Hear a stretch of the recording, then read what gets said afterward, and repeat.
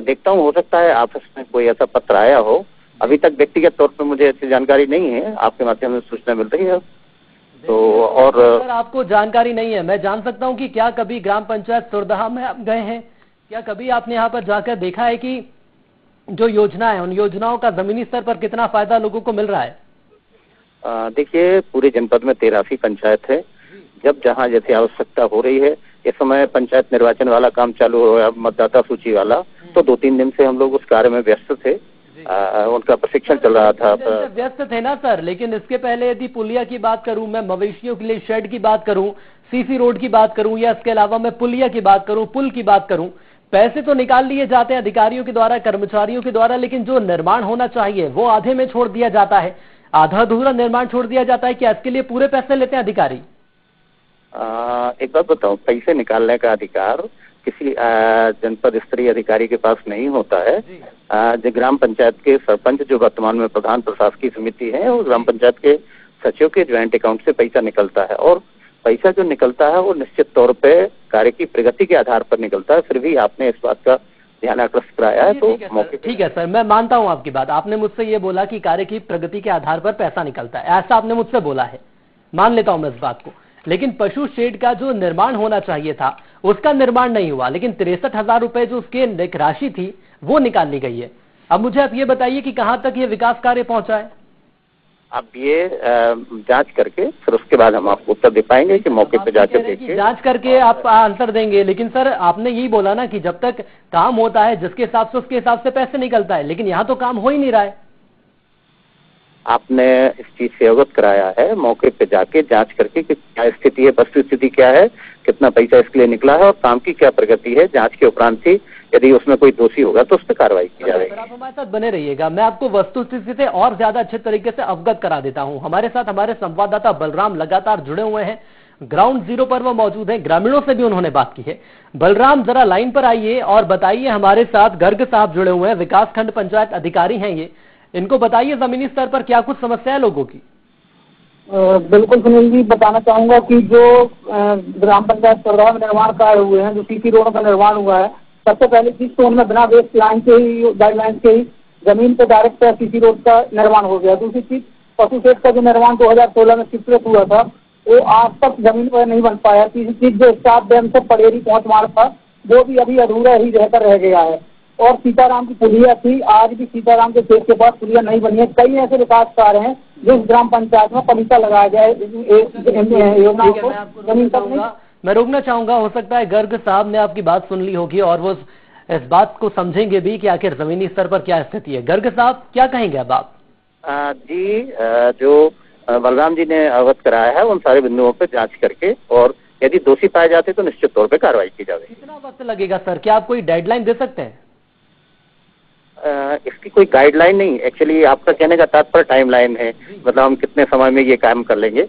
तो देखिए, निश्चित तौर पर अभी तहसीलदार साहब से भी बात हुई, यहाँ पे तेज बारिश हो रही है, तो एक आध दिन में जैसे ही मौके पे, क्योंकि फील्ड पे यदि जाना है तो तहसीलदार महोदय ने तो मुझे 2 दिन का वक्त दिया है कि 2 दिन में काम जरूर होगा। काम नहीं होगा तो जमीनी स्तर पर जाकर देखेंगे जरूर कि आखिर क्या कुछ यहाँ पर गलतियां सामने आई हैं।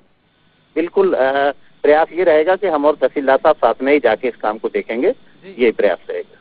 सर कौन दोषी नजर आ रहा है आपको पूरे घटनाक्रम में?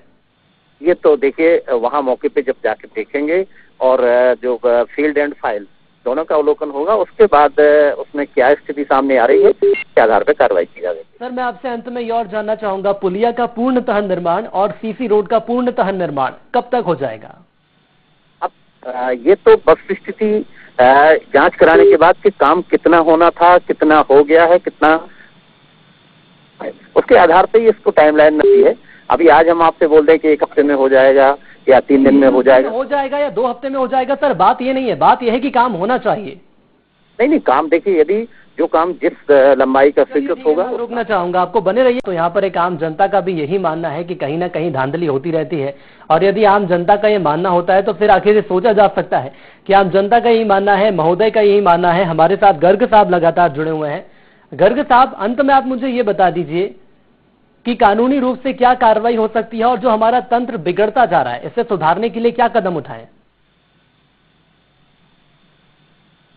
गर्ग साहब, मेरी आवाज पहुंच रही है आप तक? चलिए, तकनीकी कारणों से हमारा संपर्क नहीं हो पा रहा है। हमारे साथ संवाददाता बलराम लगातार जुड़े हुए हैं।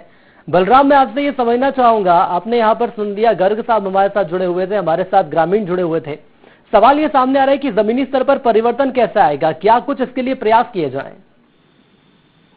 बिल्कुल सुनील जी, आपको बताना चाहूंगा, जब तक जिम्मेदार अधिकारी ग्राम पंचायतों की मॉनिटरिंग नहीं करेंगे निर्माण कार्यों की, तब तक ऐसा ही निर्माण कार्य चलते रहेंगे आधे अधूरे कार्य छोड़कर, और ग्राम पंचायतों को पूर्णतः लगा दिया जाता है। यदि जिम्मेदार अधिकारी अपनी जिम्मेदारी समझेंगे और निर्माण कार्यों की सतत निगरानी करेंगे तो जरूर इस जो मामले आ रहे हैं सामने, इन मामलों पर रोकथाम लगाई जा सकती है। लेकिन बलराम, ये तमाम बातें सुनने में बड़ी अच्छी लगती हैं कि दायित्व का निर्वहन किया जाएगा, नैतिक मूल्यों पर अधिकारियों की क्या दायित्व है, कैसे उनको काम करना चाहिए, जो उनको शासन की तमाम योजना है उसका पालन करना चाहिए, लेकिन जमीनी स्तर पर ऐसी चीजें होती नजर नहीं आती। अब इसके लिए मैं आपसे ये भी समझना चाहूंगा कि क्या कड़े कदम उठाए जाएं, और क्या सरपंच, सचिव, उपयंत्री के अलावा और भी कोई और है जो कि इस पूरे घटनाक्रम में आपको दोषी नजर आ रहा है? बिल्कुल सुनील जी, गुमौर जनपद पंचायत में आज दिन ग्राम पंचायतों में भ्रष्टाचार के मामले सामने नजर आ रहे हैं, लेकिन इसके बावजूद भी कोई ठोस कार्रवाई नहीं होने के कारण भ्रष्टाचारियों हौसले बुलंद है। कई ग्राम पंचायतों की जांच होती है, कार्रवाई होने के नाम पर फाइलों को दबा दिया जाता है। कहीं न कहीं इन भ्रष्टाचारियों में संरक्षण रहने के कारण ही ये भ्रष्टाचार लगातार सामने नजर आ रहे हैं। लेकिन यदि भ्रष्टाचारी ऐसे ही भ्रष्टाचार करते रहेंगे तो जो ग्रामीण है उन्हें तो योजना का फायदा नहीं मिल पाएगा। बिल्कुल सुनील जी, कहीं न कहीं ग्रामीणों को इन विकास कार्यों को जो जमीन में पहुंचना चाहिए, उन ग्रामीणों को सुविधा से वंचित रह जाते हैं अनियमितताओं के कारण। लेकिन सबसे बड़ी बात निकल के आती है कि जिम्मेदार आखिर क्यों अपनी जिम्मेदारी भूल गए हैं, क्यों ग्राम पंचायतों को। समझना चाहूंगा, यहाँ पर विधायक है शिवदयाल बागरी साहब, तो क्या कभी ये यहाँ पर आते हैं, जमीनी स्तर पर आकर देखते हैं कि क्या परिवर्तन हो रहा है इनके क्षेत्र में? बिल्कुल सुनील जी, आपको बताना चाहूंगा, जब कांग्रेस सरकार सत्ता में थी तब ट्रांसफर उद्योग चल रहे थे, तो जिसमें विधायक जी ग्रामीण अपने गुमौर विधानसभा को छोड़कर भोपाल में जाते ट्रांसफर उद्योग चलाने में। लेकिन जब अब सत्ता परिवर्तन हो गई है तो अब गुमौर विधायक ने अपने विधानसभा क्षेत्र में निरीक्षण करना ही शायद निकलना ही भूल गए हैं, जिस कारण से जो योजना है, जो योजना ग्रामीण। लेकिन क्या बलराम, सत्ता चली गई तो क्या निरीक्षण नहीं करेंगे? जब सत्ता थी तो भोपाल में आकर बैठ गए थे, अब सत्ता चली गई है तो कुछ नहीं तो जाकर ग्रामीणों से मुलाकात कर लें। बिल्कुल सुनील जी, लेकिन गुमौर विधायक जी आज बिल्कुल निरीक्षण करने के लिए क्षेत्र में नहीं निकल पा रहे हैं, और ना ही उन तक जो ग्रामीणों के लिए योजना बनी है उन ग्रामीणों को इन योजनाओं का लाभ मिल पा रहा है। कई बार विधायक जी से फोन में भी चर्चा की गई, इसके बावजूद भी जब विधायक जी का संज्ञान न लेना, एक बड़ा सवाल है कि आखिर गुमौर क्षेत्र के जिम्मेदार जो जनप्रतिनिधि हैं वही विकास कार्य यदि गुमौर क्षेत्र नहीं करवा पा रहे तो फिर विकास कार्य करवाएगा कौन? बिल्कुल, विकास कार्य आखिर करवाएगा कौन, सबसे बड़ा सवाल यही सामने आ रहा है। हमारी टीम भी लगातार कोशिश कर रही है ग्रामीणों से बात करने की, अधिकारियों से बात करने की, लेकिन अधिकारी फोन नहीं उठा रहे हैं। साफ तौर पर संभवतः मामला जो निकलकर सामने आया है लापरवाही है, और लापरवाही को छुपाने के लिए कुछ ऐसे कदम उठाने ही पड़ेंगे ताकि उनका नाम सामने ना आए। लेकिन यहाँ पर सवाल बलराम ये भी सामने आ रहा है कि अधूरा निर्माण कर लिया जाता है, क्या कहीं ना कहीं ग्रामीणों का भी इसमें दोष है, या ये कहा जाए कि ग्रामीण इतने जागरूक नहीं है कि कौन से अधिकारी के पास उनको जाना है, कौन से अधिकारी से कितनी शिकायत करनी है और उसका प्रतिफल आखिर क्या रहेगा, फीडबैक आखिर क्या रहेगा, इसका भी ध्यान कहीं ना कहीं ग्रामीणों को रखना होगा। बिल्कुल सुनील जी, ग्रामीण अंचलों में जो ग्रामीण होते हैं वो कम पढ़े लिखे होने के कारण उन्हें ज्यादा विकास कार्यों में कितनी राशि आई, कितना काम होना, इसकी जानकारी नहीं होती, जिस कारण जो विकास कार्य होते देखते हैं और उतने में ही संतुष्ट हो जाते हैं।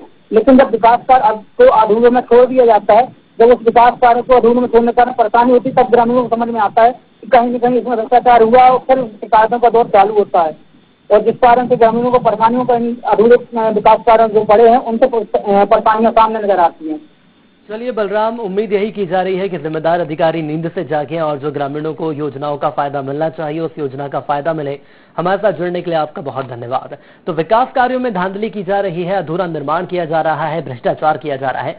सवाल ये सामने आ रहा है कि हमारा तंत्र आखिर कहाँ जा रहा है, सरपंच हो, सचिव हो, उपयंत्री हो या मंत्री हो।